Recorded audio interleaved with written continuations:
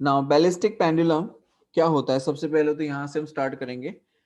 तो ballistic pendulum is a device used to measure the speed of a fast moving object such as a bullet fired from a gun.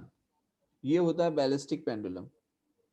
ठीक है, तो मैं लिख देता हूं इसकी डेफिनेशन ताकि आपको थोड़ा सा याद रहे कि बैलिस्टिक पेंडुलम होता क्या है। इट्स नॉट डेफिनेशन कि वो होता क्या है, वो मैं आपको बता रहा हूं। A ballistic pendulum is a device used to measure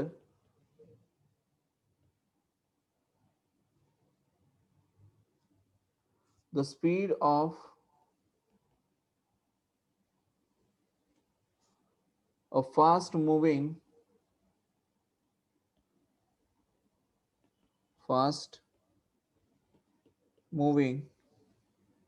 object such that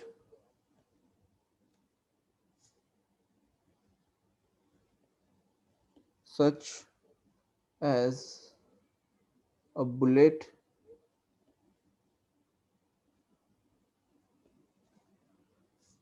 fired from a gun।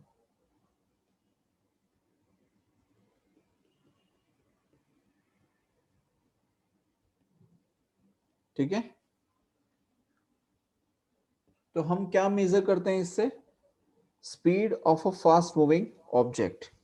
ठीक है, तो अभी तो क्या है कि बेटा अभी तो बहुत सारी इलेक्ट्रॉनिक डिवाइसेस आ चुकी हैं with the help of which we can measure a speed of a bullet. हम उससे मेजर कर सकते हैं, राइट। लेकिन यहाँ पर जो बैलिस्टिक पेंडुलम है ये बेटा पहले जब ये इलेक्ट्रॉनिक्स आइटम्स नहीं थी उस टाइम पे हम इसका यूज करते थे बैलिस्टिक पेंडुलम को। और ये एक एग्जाम्पल भी है परफेक्टली इन इलास्टिक कोलिजन का। तो हम कह सकते हैं it's a practical application of it's a practical application of perfectly inelastic collision।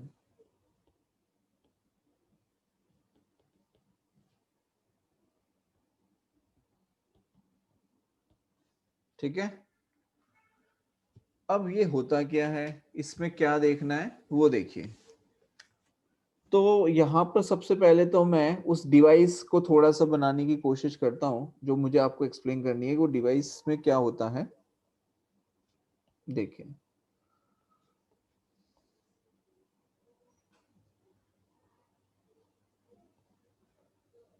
इस तरीके का हमने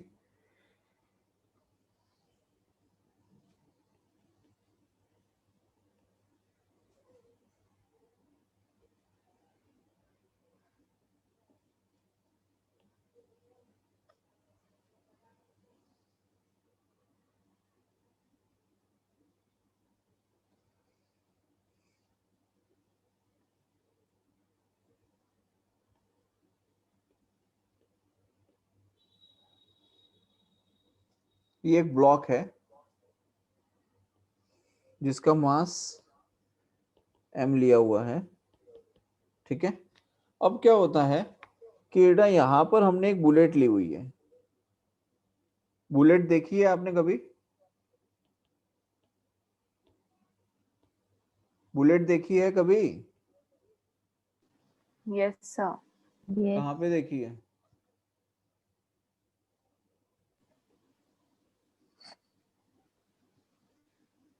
कहाँ पर देखी है?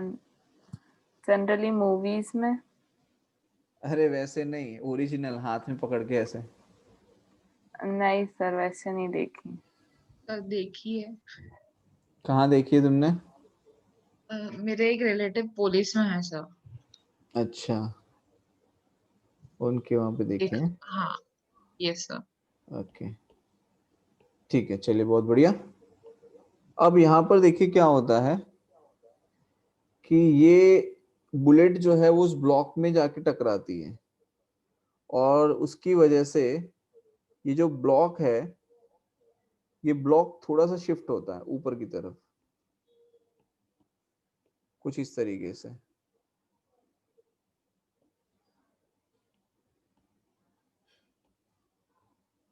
लाइक दिस, ठीक है। अब यहाँ पर क्या मास आएगा भाई, अब देखो क्या हुआ कि ये m मास की बुलेट है और ये कैपिटल M मास का ब्लॉक है, तो यहाँ पर ये बुलेट जो है ये बुलेट भी आ जाएगी इसके साथ में, तो टोटल मास कितना आएगा, टोटल मास आएगा capital M plus small m, ये टोटल मास आएगा, यस और no. Yes sir. Yes sir. तो इसका मास हो गया capital M plus small m, ठीक। अब इसने हाइट कितनी गेन कर ली देखो, ये h हाइट गेन की है, राइट। क्लियर है बेटा यहां तक। Yes sir. तो यस ये सर। एक वुडन ब्लॉक है और वुडन ब्लॉक का मास m है, which is suspended from two light strings. When a bullet of mass small m is fired into the block, it gets embedded. The kinetic energy of the bullet is now possessed by the block bullet system. मतलब जो इस bullet के पास जो kinetic energy थी वो kinetic energy किसको मिली, इस block को मिली। अब ये पूरा एक सिस्टम बन चुका है जिसके अंदर बुलेट भी है और ब्लॉक भी है। तो यहां पर अगर हम बात करें कि ये जो सिस्टम है जो कि एच हाइट रेज हो रहा है, मतलब उसकी जो हाइट है उतना राइज हो गया है H height from its original position, तो यहां पर इसकी जो काइनेटिक एनर्जी है वो किस फॉर्म में कन्वर्ट हो गई बेटा, काइनेटिक एनर्जी किस फॉर्म में कन्वर्ट हो गई, पोटेंशियल एनर्जी के फॉर्म में कन्वर्ट हुई। बिकॉज आप देखो जितनी ओरिजिनल हाइट थी उस हाइट से एच हाइट ऊपर चला गया है, इसका मतलब काइनेटिक एनर्जी किस में कन्वर्ट हो गई, पोटेंशियल एनर्जी में। Yes sir. और यहां पर हम ये कह सकते हैं कि v is the speed of the bullet and capital V ये कैपिटल V हम ले सकते हैं पूरे सिस्टम की, कि जो सिस्टम है मान लो ये बुलेट है इसकी स्पीड हमने ली V, और ये जो सिस्टम है ब्लॉक और बुलेट का इसकी हमने वेलोसिटी ले ली कैपिटल V, ऐसे, ठीक है। तो अगर हम यहाँ पर देखें कि अगर मोमेंटम कंजर्व रहता है एज पर from the law of conservation of momentum, अगर हम समझे from the law of conservation of momentum,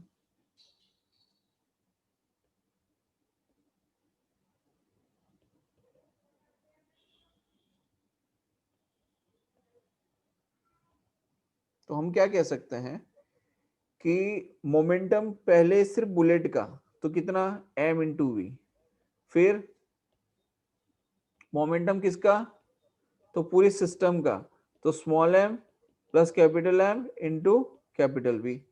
बोलो आई बात समझ में। तो यहाँ पर यस सर। पूरे ब्लॉक और बुलेट सिस्टम, ये मतलब सिस्टम का जो मोमेंटम है, सिस्टम यहाँ पे लिख देता हूं ताकि आपको ध्यान रहे, ठीक है। तो सिस्टम की जो स्पीड है वो कितनी आएगी, capital V is equal to m into small v by small m plus capital M। बोलो क्लियर है यहां तक, यस सर। पक्का। अब यहाँ पे आप देखो अगर हम बात करें kinetic energy of the block bullet system की, ये तो हमने मोमेंटम देखा, now we will talk about the kinetic energy of the block and bullet system. तो क्या लिख सकते हैं, 1/2 small m plus capital M into we square, लिख सकते हैं कि नहीं, लिख सकते हैं कि नहीं। Yes sir. अब यहाँ पर जो काइनेटिक एनर्जी एक्वायर की है ब्लॉक बुलेट सिस्टम ने, उस काइनेटिक एनर्जी को अगर हम देखें तो वो क्या हुई, it rises through the height h, it rises through the height h। आप देखो ये जो ब्लॉक एंड बुलेट है ये h हाइट पे चला गया है and it acquires potential energy, yes और नो। Yes sir. भाई अब तो उसके अंदर पोटेंशियल एनर्जी आ जाएगी, तो हम यहाँ पे देखें तो क्या लिख सकते हैं, as we know the kinetic energy is conserved, तो हम लिख सकते हैं, सॉरी मैकेनिकल एनर्जी कंजर्व रहती है, एज वी नो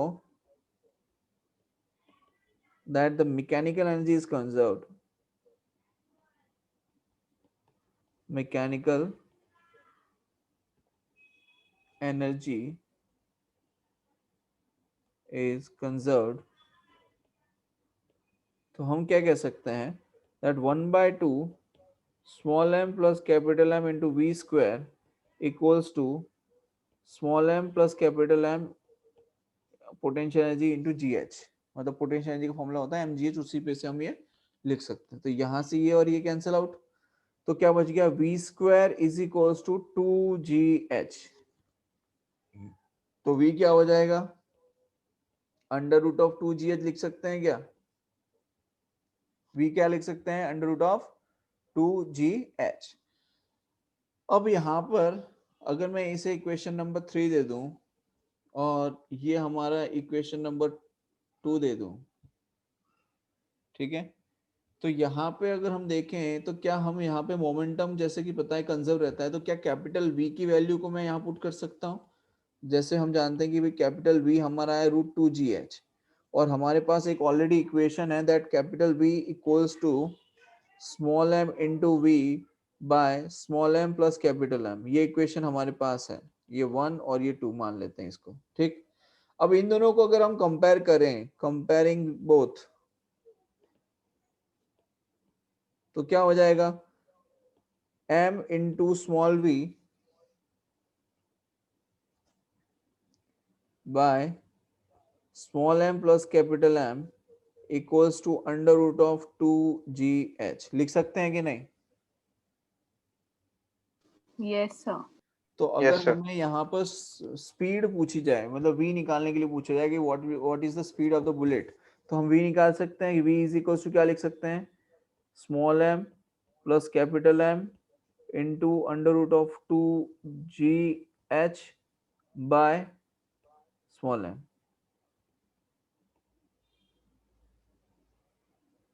बोलो, क्लियर है,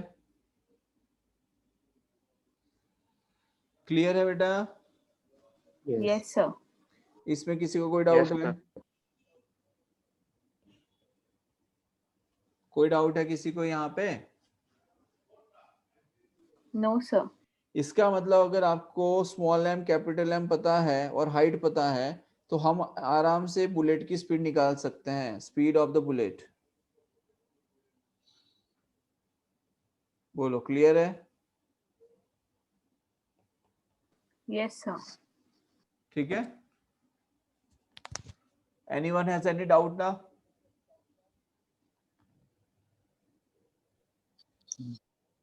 anyone has any doubt now.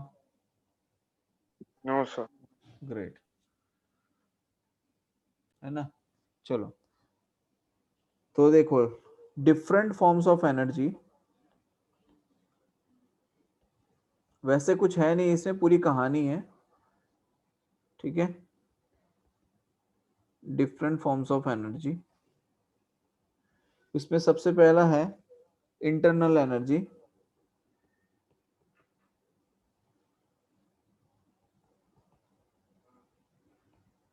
अभी इंटरनल एनर्जी क्या होता है, तो हम ये कह सकते हैं a body possesses internal energy because of its temperature. क्योंकि इंटरनल एनर्जी हमें कहाँ से मिलती है, हमारी बॉडी का अंदर जो टेम्परेचर होता है उसी से मिलती है, यस और नो।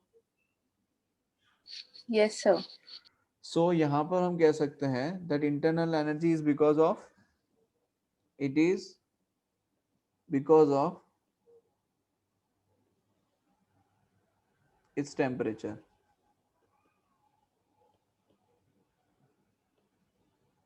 ठीक है, a body can be supposed to be made of molecules, and the molecule possess potential energy due to their location against the intermolecular forces, and possess kinetic energy because of motion. And we know that the sum of the kinetic energy and potential energies of all the molecules constituting the body is called internal energy, and it depends upon its temperature. Due to increase in temperature, the molecular motion and intermolecular distance increases. These changes cause the increase in the kinetic and potential energies of the molecule, and hence in the internal energy of the molecules. तो यहाँ पर हम समझें, जैसे हमारी body के अंदर molecules हैं, या कोई भी बॉडी है जिसके अंदर मॉलिक्यूल्स होते हैं, इंटर मॉलिक्यूल्स होते हैं, हम लोग देख भी नहीं पाते हैं, राइट। अब वो क्या होता है कि जैसे मान लो टेम्परेचर बढ़ा, क्या हुआ, टेम्परेचर रेज हुआ, तो टेम्परेचर इंक्रीज होने की वजह से क्या होता है कि उनके बीच में जो डिस्टेंसेस होते हैं वो क्या हो जाते हैं, इंक्रीज हो जाते हैं, यस और नो। Yes sir. और मोशन भी इंक्रीज हो जाता है, मोशन क्या हो जाता है, इंक्रीज हो जाता है।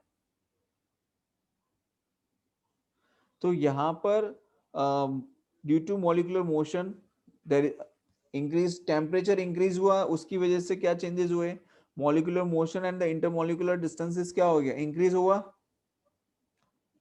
भाई टेम्परेचर बढ़ाया यस आपने सर। किसी बॉडी का, तो मॉलिक्यूलर मोशन जो था वो बढ़ गया। मॉलिक्यूलर मोशन मतलब we can say it's about kinetic energy, molecular motion, that means we can say it's a kinetic energy. And second thing is intermolecular distances, दूसरा क्या, intermolecular distances। ये दोनों चीजें क्या हो रही हैं, ये दोनों ही इंक्रीज हो रही हैं। जब ये दोनों चीजें इंक्रीज होती हैं, अब मॉलिक्यूलर मोशन बढ़ने का मतलब है कि काइनेटिक एनर्जी बढ़ गई, और इंटरमॉलिक्यूलर डिस्टेंस बढ़ने का मतलब है कि पोटेंशियल एनर्जी बढ़ गई। तो जब दोनों ही चीजें इंक्रीज होती हैं तो इंटरनल एनर्जी में मतलब जो है मैकेनिकल एनर्जी है पूरी, वो क्या इंक्रीज होगी कि नहीं होगी, यस सर। राइट। Yes, तो sir. ये होती है इंटरनल एनर्जी। क्या होती है ये, इंटरनल एनर्जी। बोलो क्लियर है। Yes sir. Yes, sir. दूसरा है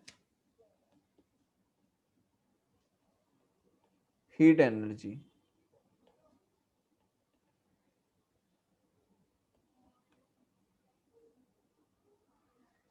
तो हीट एनर्जी क्या होती है, तो हम कह सकते हैं a body possesses heat energy due to the disorderly motion of its molecules। क्या कह सकते हैं, a body possesses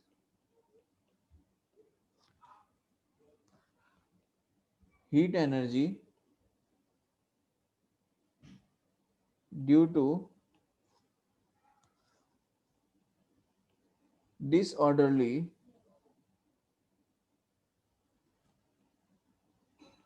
motion of its molecules। सो गए क्या सब लोग, नो सर। No sir. इसीलिए मैं कह रहा था उस टाइम पे कि खुद से पढ़ लेना। ये हो गई हीट एनर्जी। बोलो क्लियर है। Yes sir. Yes. अब ये हीट एनर्जी प्रोड्यूस करने के डिफरेंट मेथड्स हैं। अगर आप देखें तो बर्निंग ऑफ वुड या चारकोल, तो जब आप वुड या चारकोल को बर्न करते हैं तो आपको हीट एनर्जी मिलती है कि नहीं, यस सर। ठीक है। दूसरा, आपने देखा होगा कि जैसे हीट एनर्जी की अगर हम बात करें तो कई बार एक्सोथर्मिक रिएक्शन आपने पढ़ी होगी केमिस्ट्री के अंदर, मतलब केमिकल एनर्जी का कन्वर्जन होता है, ठीक है। कई बार इलेक्ट्रिकल एनर्जी का कन्वर्जन हम हीट की फॉर्म में देखते हैं। लाइक आपने देखा होगा रॉड, जो वाटर हीटर रॉड आती है वो, फिर वाटर केटल, मतलब जो केटल आती है पानी गर्म करने के लिए वो, तो वो सारा क्या है, इलेक्ट्रिकल एनर्जी को हीट एनर्जी में कन्वर्ट करने के एग्जांपल मैं आपको बता रहा हूँ यहाँ पे, ठीक है। कई बार आपने देखा होगा कि जो फैन है वो जरूरत से ज्यादा देर तक चलता रहता है तो वो भी गर्म हो जाता है, देखा है।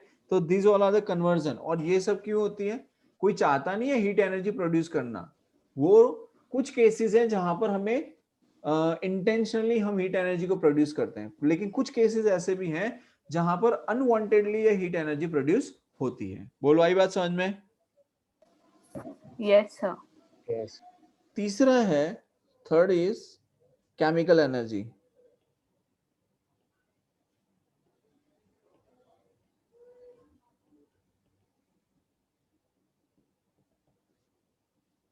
ठीक है। तो केमिकल एनर्जी के लिए हम क्या कहेंगे, a body possesses chemical energy because of chemical bonding of its atoms. Chemical energy किसकी वजह से होती है?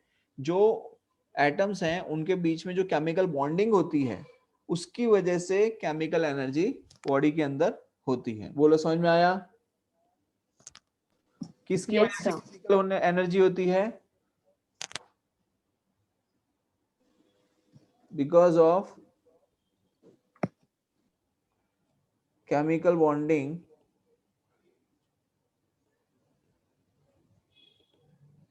because of chemical bonding of its atoms। बोलो, क्लियर है? Yes, sir. अब यहां पर केमिकल रिएक्शंस की मैंने जैसे आपको बात बताई कि केमिकल रिएक्शन में होता क्या है, basically it's a rearrangement of the atoms. Chemical reaction में क्या होता है? Rearrangement of atom. तो यहां पर हम ये कह सकते हैं कि chemical reaction in which energy is released is called exothermic reaction। क्या कहते हैं उसको? exothermic reaction। पढ़ा है ये सब? Hello, Yes, sir. Yes. क्या कह सकते हैं? Chemical reaction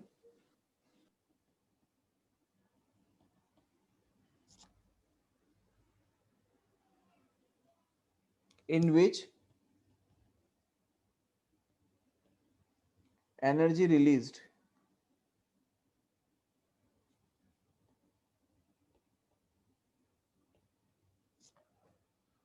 is called exothermic reaction।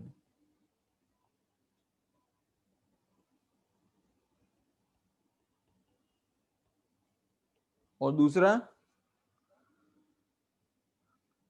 Energy absorb, उसे क्या कहते हैं? जिसमें एनर्जी अब्सॉर्ब होती है उसे क्या कहते हैं? Endothermic. Endothermic. Endothermic. Energy absorb is called endothermic।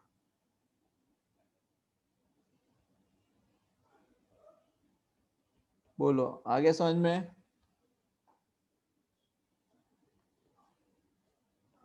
Next है न्यूक्लियर एनर्जी। न्यूक्लियर एनर्जी के बारे में पढ़ा था 10th स्टैंडर्ड में। Yes, sir. क्या पढ़ा था न्यूक्लियर एनर्जी के बारे में? So fusion और fission करके जो एनर्जी निकलती है वो कैसे यूज करते हैं? एग्जैक्टली। और न्यूक्लियर एनर्जी का यूज कहाँ कहाँ होता है?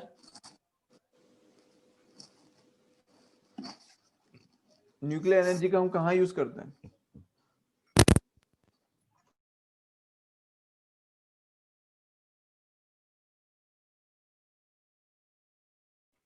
तो ये है न्यूक्लियर एनर्जी की कहानी, ठीक है, जिसमें हम ये कह सकते हैं कि nuclear energy becomes available due to conversion of this, like उसके अंदर जैसे आपने देखा है कि 92 यूरेनियम 235 होता है, उसके ऊपर न्यूट्रॉन को क्या करवाते हैं? स्लो न्यूट्रॉन से बॉम्बार्ड करवाया जाता है और उसकी वजह से ट्रिमेंडस अमाउंट ऑफ एनर्जी क्या होती है? रिलीज होती है। याद है ना ये सब? Yes, sir. Yes, तो हम sir. ये कह सकते हैं कि nuclear reactors and nuclear bombs are the sources of nuclear energy. वहीं से तो मिलती है एनर्जी, है ना? आई बात समझ में? हाँ sir. Yes, sir. Yes, sir.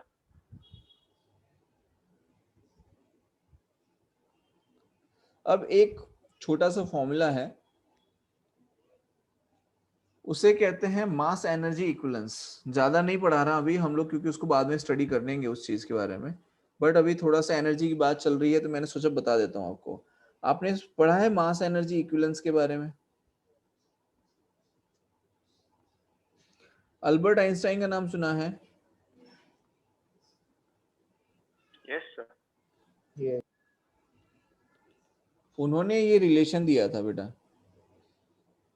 कि जो मास है it can be converted into energy. क्या कहा था? कि जो मास है उस मास को हम किस में कन्वर्ट कर सकते हैं, in the form of energy हम उसे कन्वर्ट कर सकते हैं। तो mass energy sorry mass can be converted into energy, तो हम उसे कहेंगे E इज इक्वल्स टू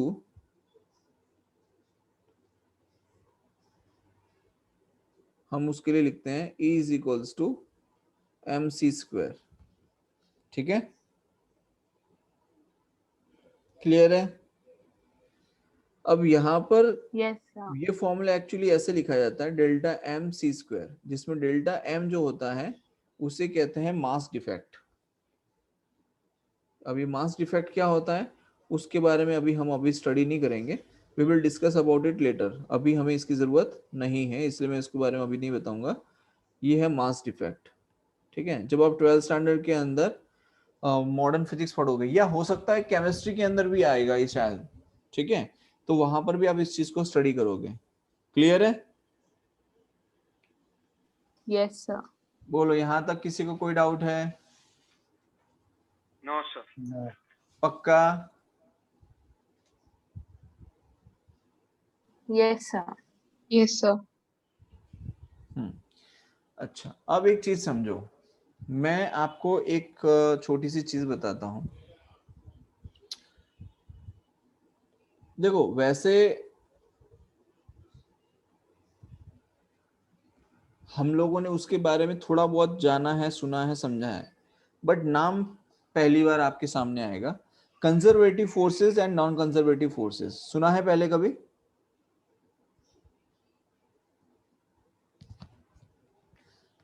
सुन लो, नहीं सुना है तो क्या होता है conservative forces and non conservative forces. देखिए, जनरली ये टॉपिक टीचर्स पहले पढ़ाते हैं, conservative forces non conservative forces, ठीक है, उसके बाद में फिर वो वर्क और वगैरह पे जाते हैं, बट मैं यहाँ पे पढ़ा रहा हूँ अभी लास्ट में, क्योंकि एज सच हमें कोई प्रॉब्लम नहीं आई आगे वाले पॉइंट्स को समझने में। ठीक है, तो देखिए कंजर्वेटिव फोर्सेस क्या होता है।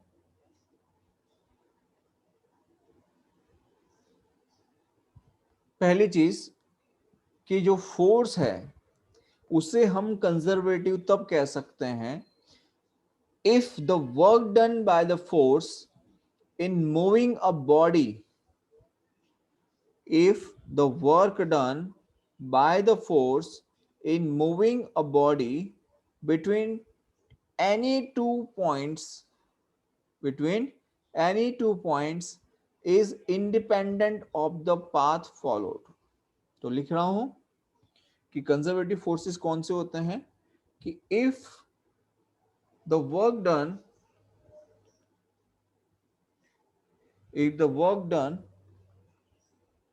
by the force in moving a body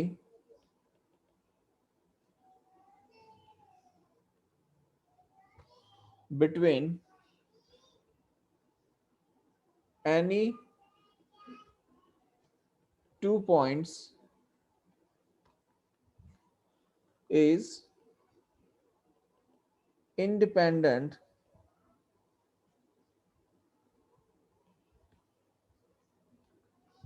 of the path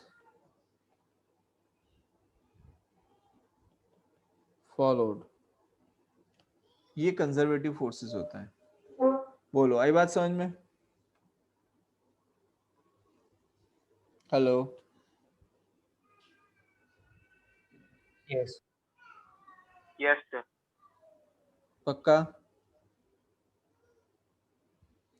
इसका मतलब ये है बेटा, देखिए मैं आपको एक्सप्लेन करके बताता हूँ ये चीज कि क्यों कहा जाता है ऐसे।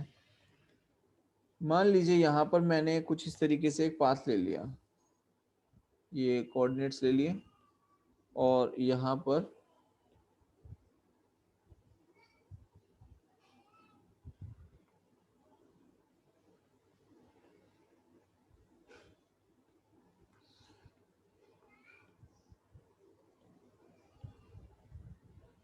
मान लो यहाँ पे मैंने एक पाथ ऐसे ले लिया और दूसरा पाथ ऐसे ले लिया। ठीक है। अब यहाँ पर मैंने पॉइंट ले लिया ए और ये पॉइंट हो गया बी। अब हमारे पास अगर हम देखें तो ये ओरिजिन है, ये आर ए डिस्टेंस, ये आर बी है, ये आपका एक्स हो गया, ये आपका वाई हो गया, ठीक है। अब आप यहाँ देखो कि पॉइंट ए से बी पे आप जा सकते हैं और पॉइंट बी से ए पे आप जा सकते हैं ऐसे, यस और नो?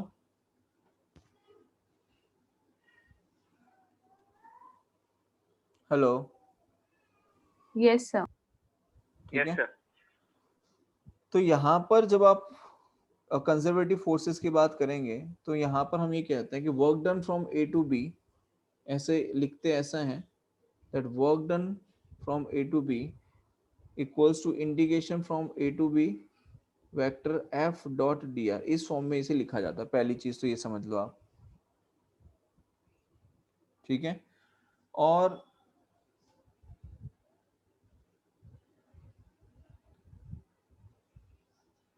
यहां पर हम उसे प्रूफ भी कर सकते हैं, लेकिन प्रूफ आप पढ़ोगे आगे चल के, अभी हमें नहीं पढ़ना है। इसका प्रूफ भी आता है but we don't need to study it right now, हमारे प्रूफ अभी नहीं है, ठीक है।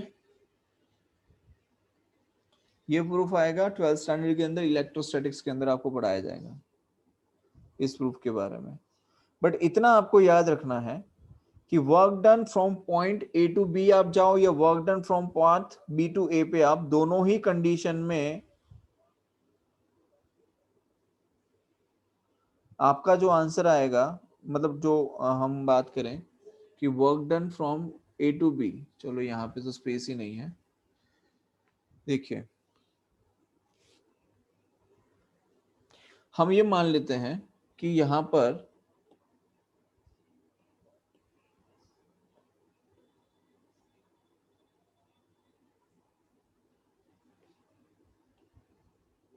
ठीक है। अब यहाँ पर हमें क्या करते हैं कि let's now consider that the mass m is move from point a to b along path 1, तो इसको मैं पाथ 1 नाम दे देता हूं, and then from point b to a along path 2, तो ये पाथ 2 हो गया आपका, ठीक। Now we know the work done in moving the mass between points a and b is independent of the path followed. Work done depends only on the distances r A and r B, जो कि हमने यहाँ पे mention किया हुआ है। तो यहाँ पर हम ये कह सकते हैं कि वर्क डन फ्रॉम, भाई नहीं समझ में आया तो पूछ लेना, ठीक है। ये मत सोचना कि सर क्या बोलेंगे, नहीं आए समझ में तो मेहरबानी करके पूछ लो। Work done from A to B along path 1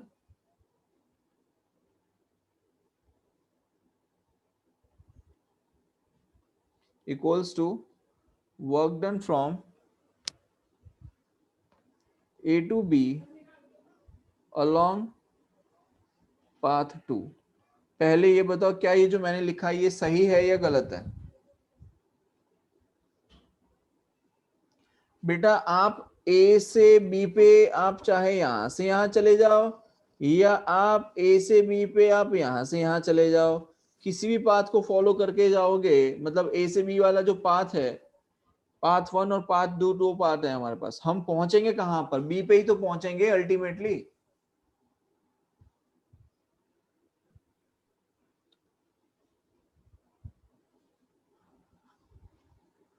hello, yes sir. बेटा ये कह रहा हूं कि ये पॉइंट ए हो गया, ये पॉइंट बी हो गया, आप यहां से यहां जाओ या आप यहां से यहां जाओ, क्या कोई फर्क पड़ेगा वर्क डन में? क्या कोई फर्क पड़ेगा? नहीं पड़ेगा सर। कोई फर्क नहीं पड़ेगा, क्योंकि हम हमें क्या देखना है कि ओरिजिन जो लिया है वहां से ये जो डिस्टेंस है, ये आर ए और ये आर बी, ये डिस्टेंस क्या है उस पर फर्क पड़ेगा, और कोई फर्क नहीं पड़ने वाला। आप चाहे ए से बी यहाँ पे यहाँ जाओ या ए से बी यहाँ से यहाँ जाओ, कोई फर्क पड़ने वाला नहीं है। बोलो, आई बात समझ में? Yes sir. पक्का सबको समझ में आ रहा है? Yes sir. Nakshatra? Yes sir. Okay great. तो अगर हम यहां देखें, if work done by the gravitational force in moving the mass m along the path 2, then equal amount of work will have to be done against the gravitational force in moving the mass from point B to A along path 2. ठीक भाई, अब आप समझो कि gravity जो है वो क्या करती है, वो तो भाई डाउनवर्ड डायरेक्शन में खींचेगी, ग्रेविटेशनल फोर्स तो उसको लेके जाएगा नीचे।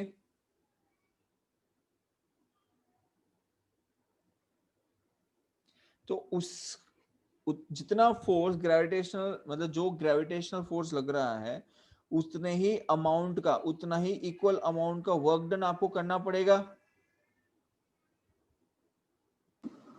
Yes sir. समझो, ये पॉइंट ए है और ये पॉइंट बी है। अगर आप ये कह रहे हो कि मैं ए से बी पे जा रहा हूं, तो ये मान लो ग्रेविटेशनल फोर्स की वजह से आप ए से बी पे चले गए। लेकिन अगर आप बी से ए की तरफ आना है, तो आपको क्या ग्रेविटेशनल फोर्स ने जितना फोर्स अप्लाई किया, क्या उतना ही फोर्स आपको अप्लाई करके जाना होगा अगर आपको बी से ए पे जाना है? यस और नो? Yes sir. तो यहां पर हम क्या लिख सकते हैं? हम यहां पे लिख सकते हैं that work done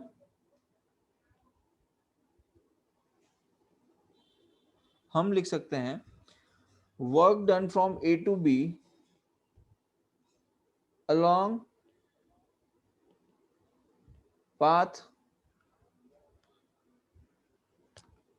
2 equals to, क्या वर्क डन ऑपोजिट डायरेक्शन में करना पड़ेगा बेटा?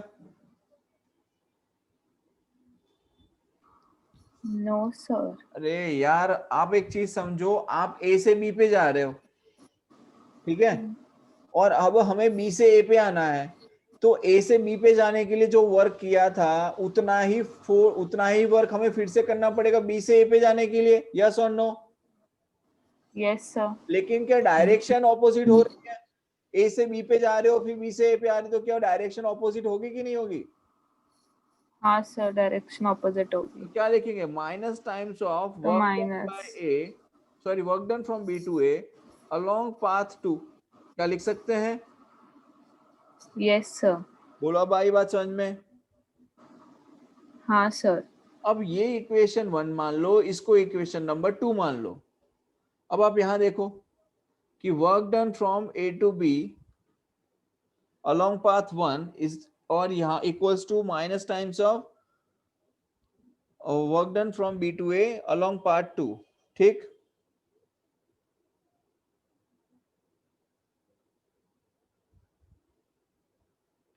तो यहां पर हम क्या लिख सकते हैं? देखो, ये जो work done from A to B along part 2 है, और ये work done from A to B along part 2 है, क्या अब हम इन दोनों को इक्वेट कर सकते हैं? यस और नो? Yes sir. तो क्या लिख सकते हैं? That work done from A to B along path 1 equals to minus times of work done from B to A along part 2। ये स्टेप किस किस को समझ में नहीं आया, पहले ये बताओ।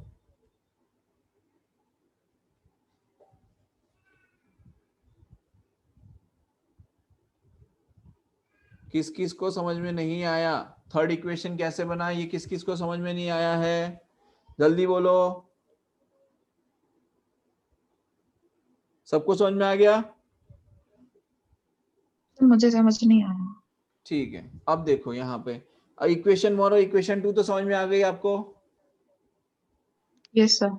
इक्वेशन 1 और इक्वेशन 2 को आप इक्वेट कर सकते हो कि नहीं कर सकते हो? देखो, work done from A to B along part 2, और यहाँ पर भी क्या है? Work done from A to B along part 2 है। ये work done A to B along part 2, work done A to B along part 2, क्या ये दोनों सेम है? Yes sir. तो क्या हम इसको minus of work done B to A along part 2 को हम यहाँ पे लगा सकते हैं work done from A to B along part 2 के लिए? समझ में आ रहा है मैं क्या कहना चाह रहा हूं? Yes sir. अरे यार देखो,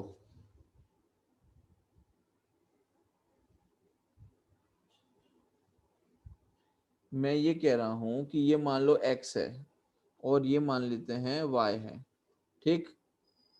है, ये x है और ये y है, ठीक है। अब ये हो गया y और ये हो गया z, तो क्या हम x इक्वल्स टू z कर सकते हैं? अरे भाई साहब, ये लिखा है x इक्वल्स टू y और यहाँ लिखा है y is equals to z, तो क्या मैं x इक्वल्स टू z लिख सकता हूँ कि नहीं लिख सकता? Yes, sir.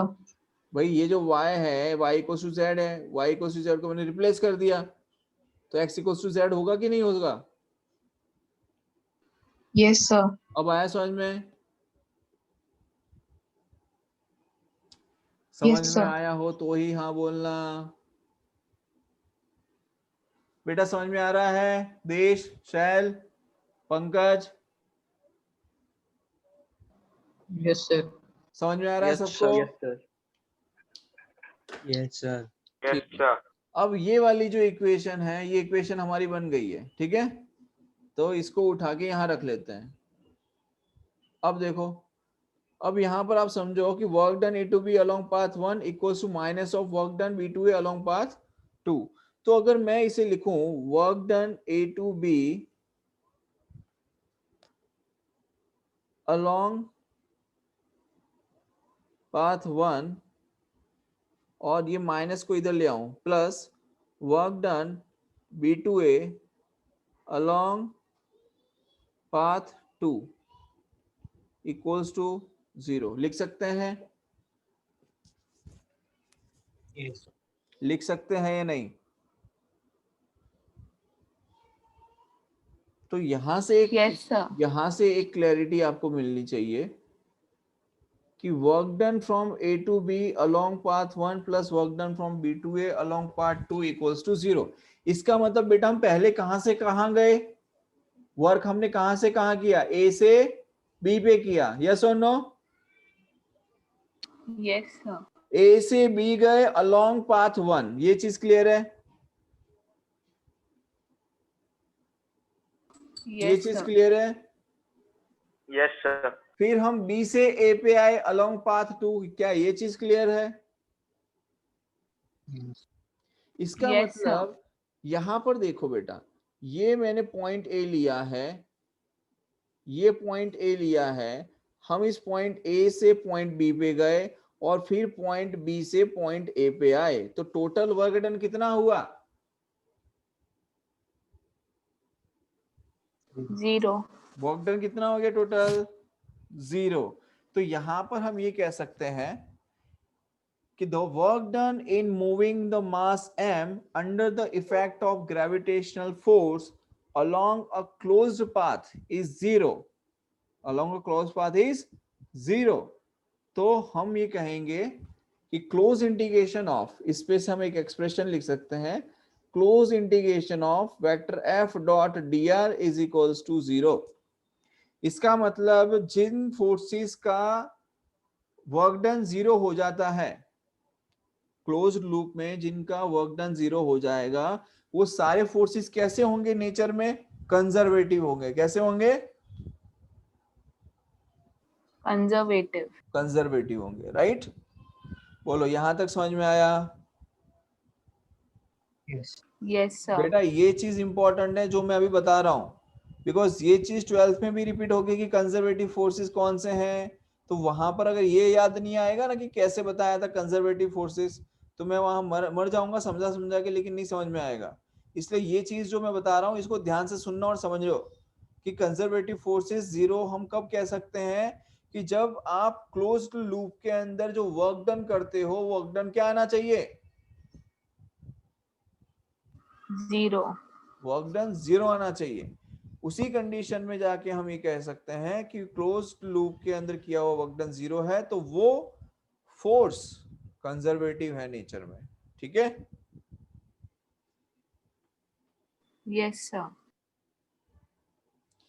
और हम देखें कि ये तो कंजर्वेटिव फोर्स की बात हुई, तो नॉन कंजर्वेटिव फोर्सेस में क्या होता होगा?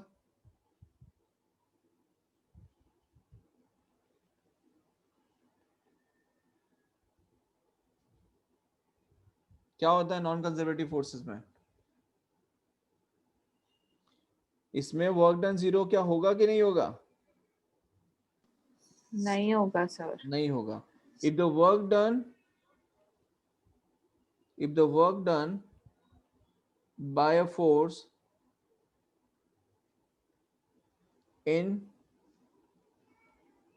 moving a body over a closed path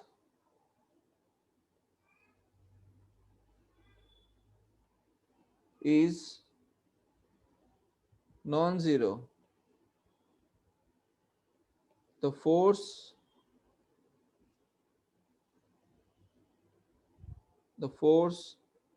is said to be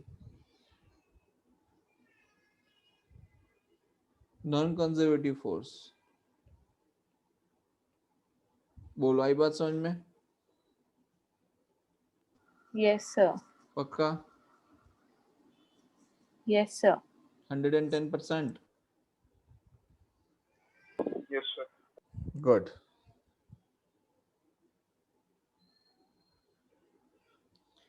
अब नॉन कंजर्वेटिव फोर्स का मैं एक एग्जांपल देता हूं, तो वो है फ्रिक्शन. फ्रिक्शन कैसा फोर्स है? Non conservative.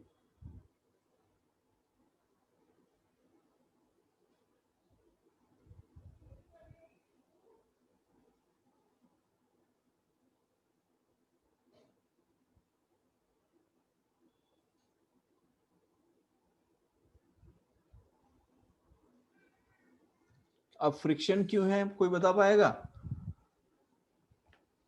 क्योंकि अगर आप ए से बी पे जा रहे हो बेटा, if you are doing a work from A to B, तो फ्रिक्शनल फोर्स के लिए क्या होता है?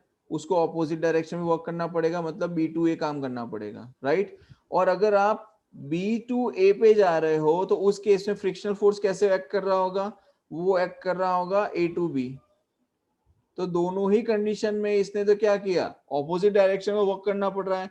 तो क्लोज्ड पाथ अगर हम फॉलो करवाते हैं, तो उस क्लोज पाथ के अंदर जब भी फ्रिक्शन प्रेजेंट होगा, उस कंडीशन में वर्क डन जो होगा वो जीरो नहीं होता है. वर्क डन क्या जीरो नहीं होता है. तो work done against friction along a closed path is not zero, hence frictional force is non-conservative force. बोलो, आई बात समझ में? Yes sir. समझ में आया कि फ्रिक्शन कैसा फोर्स है? Non conservative. कैसा फोर्स है? Non-conservative. राइट. और अगर हम बात करें ग्रेविटेशनल फोर्स की, तो ग्रेविटेशनल फोर्स कैसा फोर्स है? कंजर्वेटिव है या नॉन कंजर्वेटिव है?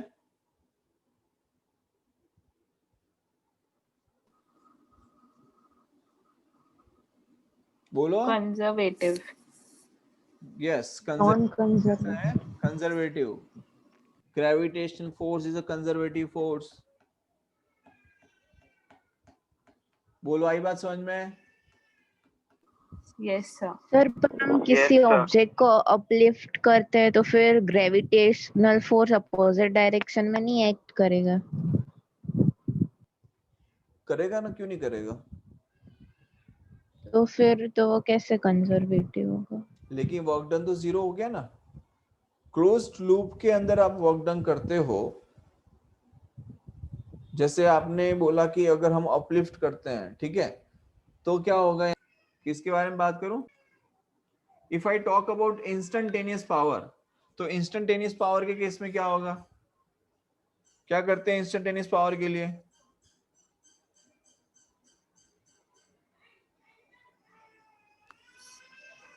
देखो, अगर मैं इंस्टेंटेनियस पावर की बात करूं, तो यहां पर आप एक देखिए, हम लिख सकते हैं that power is equals to, होता क्या है, delta W by delta t. And यहां पे अगर हम लिमिट ले लें, दैट लिमिट